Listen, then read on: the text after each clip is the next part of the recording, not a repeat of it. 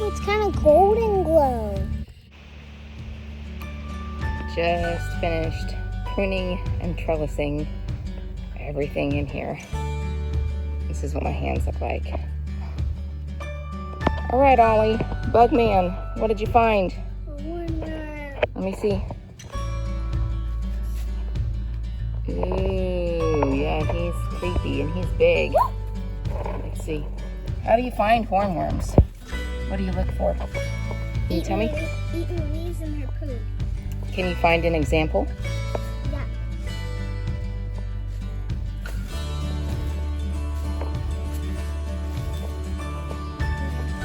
Okay, show me what we're looking at. See all of this that's eaten? Mm-hmm. And okay, there you see a bunch of poop. Is he biting you? No, just Gross, huh? Yep, they can totally destroy a plant overnight. So we try and come through and pick them off, don't we? yeah. Hey, I want to show you where I found this. Okay.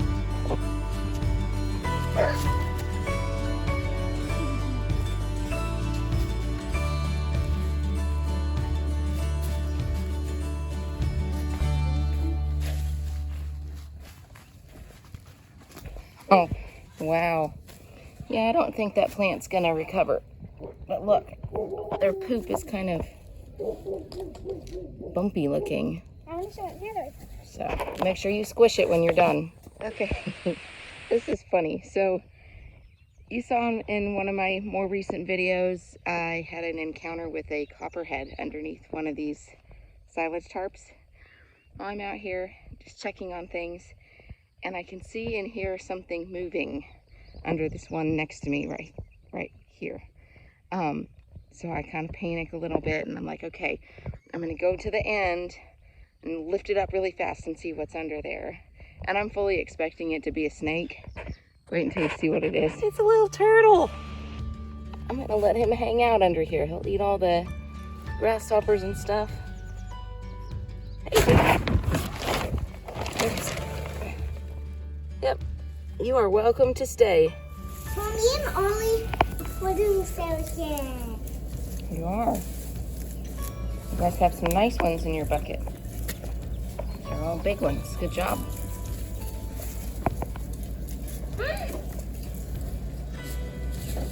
Oh, that's a lot of onions.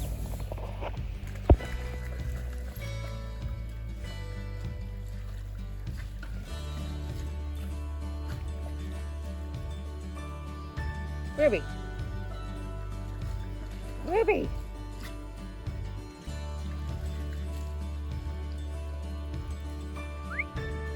What are you doing?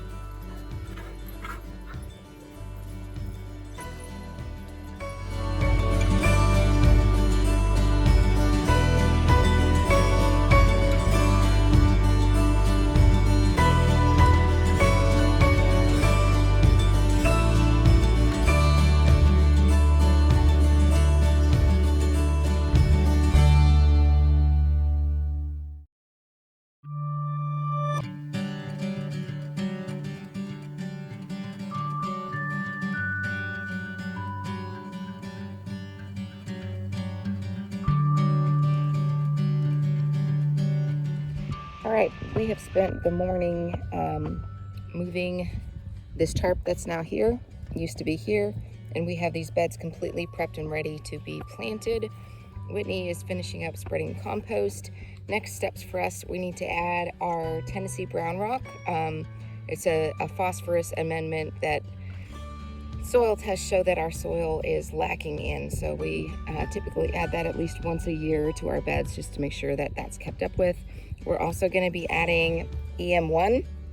It's a microbial inoculant that basically gets down into the soil. All right, we're also going to be adding this EM1. It's a microbial inoculant which just helps increase the beneficial microorganisms and things in the soil, all the stuff that you can't see with the naked eye.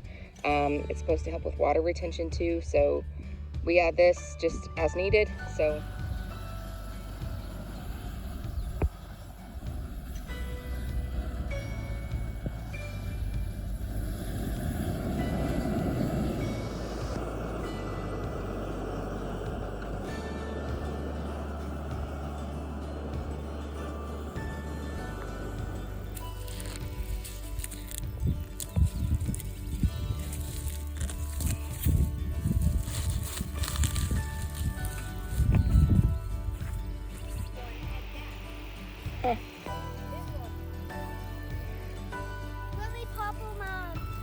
Yep. You know, they call these red onions. Yeah. They should be called purple onions, shouldn't they? Yeah. Yeah. See, we'll put it in the crate.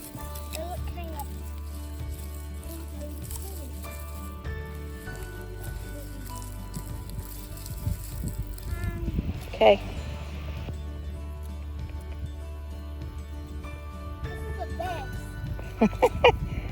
It tastes a lot better if you mix it the right way in a salad, but it's very healthy for you.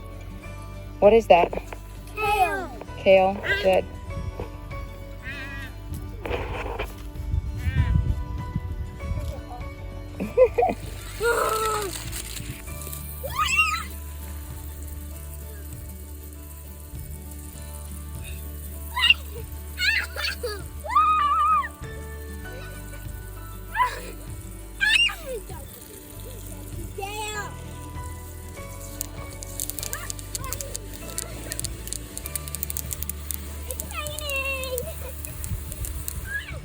A drink?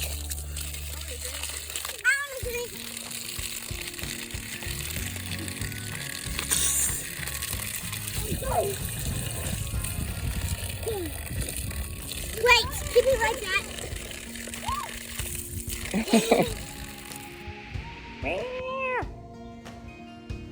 Every morning when I come out, I'm greeted by the little barn kitties, and they try and attack my shoelaces while I'm tying my boots.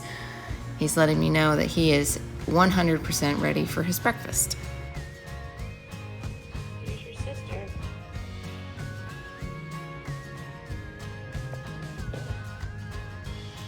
Kitty, kitty, kitty. Hey, dude. You're pretty cute.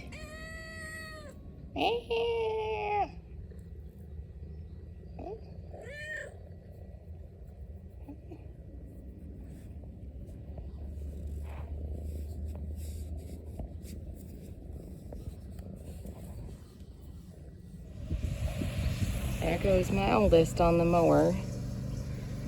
He's 10, and I was quite nervous to let him learn how to use the mower, but he has shown that he's very responsible and careful, and there's really no way that he can get hurt on it. It's got so many safety features. It's a bad boy mower. It's been awesome.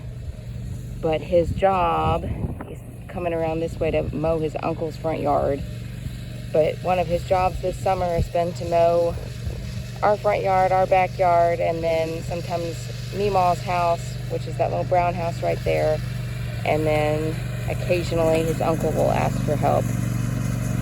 He's not going to wave at me. But that's our house.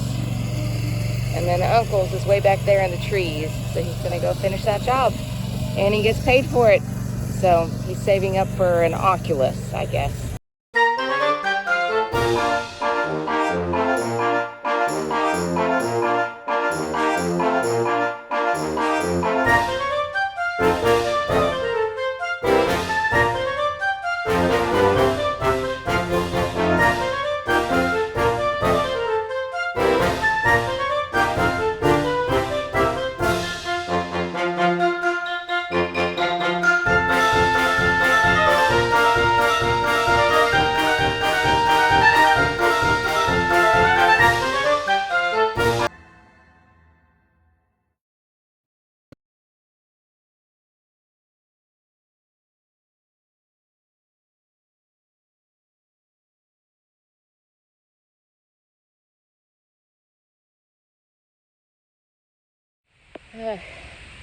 There comes a point in my workday where my body says, no, I'm done.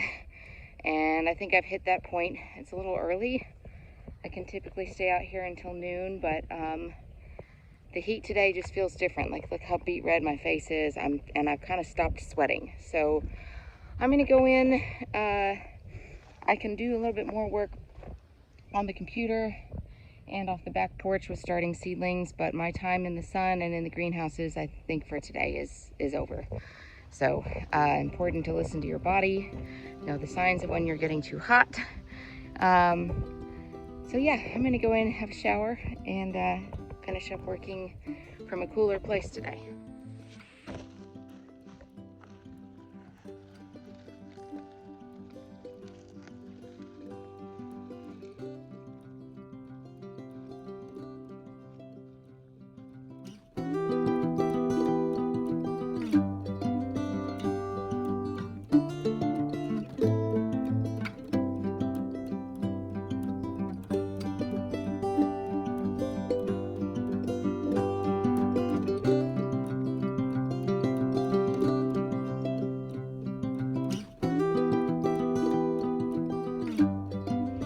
Okay, I am out here trimming some basil for Scratch Kitchen and Cocktails in Norman, and I thought I would take a quick minute.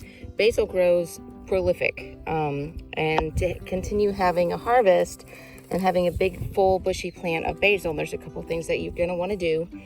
This right here is going to turn out to be a flower shoot, so you want to make sure you prune off your flowers. And when you are harvesting your basil or pruning your basil, there's a few things you're going to want to look for. So this piece right here is a nice little harvestable part of basil, and underneath here what you'll see are two side shoots, 1, 2. If I prune off just this top piece, see, that's a nice pretty little basil floret. Now I have these 2 tiny side shoots that came off either side of that. Those will then grow out to create the same new harvestable point. And here's another example right here. See the side shoots there and there? I can prune this top part off, and then these 2 little tiny shoots off to the side will grow into new portions of the plant. So I come through with my little pruning shears. These are amazing. I use these all the time, but they fit my hand really well, so I can just really easily come through, prune off what I need to. These are what I use when I prune my tomatoes, or if I'm pruning off any of the sucker parts off my cucumbers, when I'm trimming herbs, anything where I really need to get my hands in there well. These are amazing. The only issue I ever have with them is they'll get gunked up from the tomato stuff, and I have like a little cleansing tub that I stick them in, and it makes the blades unstick. So definitely recommend using something like this that fits your hand well if you're going to be doing some small garden pruning. But yeah, I'm going to keep going with what I'm doing today and get this shipped off to the restaurant. Hey, it is way past bedtime. What are we doing? Going for hornworms. Hunting for hornworms. How do we find them at night? We use a special flashlight. It's not a flashlight that's a normal flashlight. It's kind of purplish bluish. It's called a black light flashlight. Yeah. And when you shine a black light on them, what happens? You can see them. You can see them. They kind of glow in the dark, huh? Okay, let's go see if we can find some.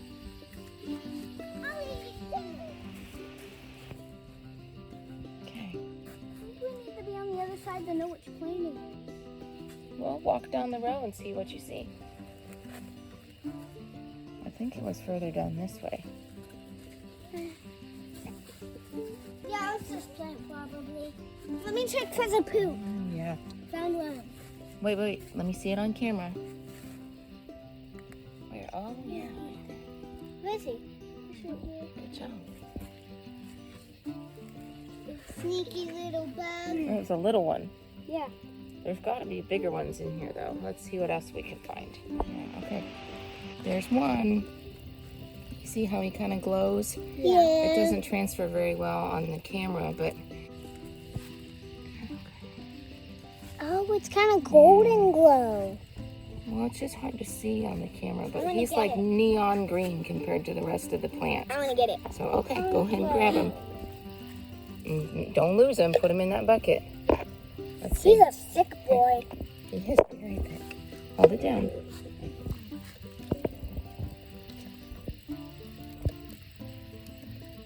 Yeah. We'll take it up to the house and cover it for the chickens tomorrow. We have to cut it short. The mosquitoes were literally eating us alive, and we didn't bring bug spray, but kind of cool. We'll probably do this another time and show you a little bit longer process because it's just fun. The kids like it. Who knew they glowed in the dark like that? It's kind of wild. So, all right. Good night, y'all.